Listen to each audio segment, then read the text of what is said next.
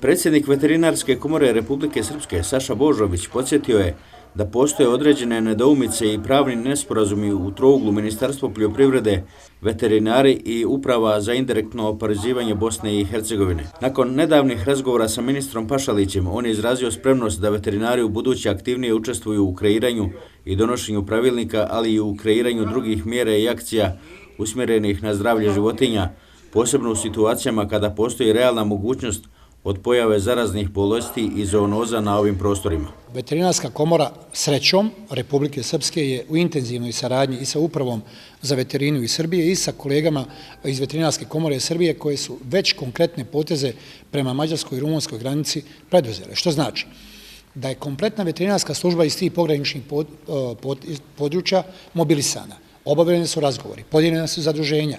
Ja moram da kažem da sa veterinarskom službom, veterinarskim radnicima, oni koji već 4 sata vise na terenu, do sada niko nije razgovarao. Niko ih nije pozvao ni na jedan sastanak.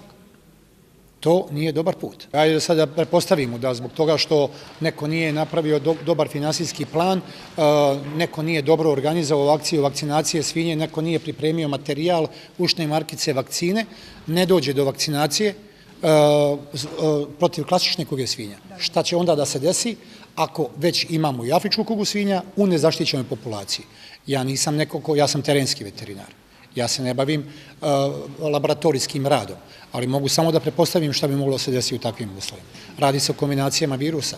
To niko ne može pretpostaviti šta može da se desi.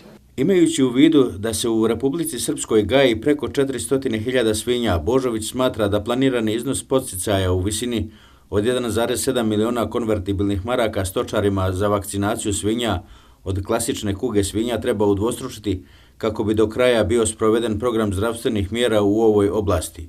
Inače, Veterinarska komora okuplja oko 400 aktivnih članova mahom terenskih veterinara.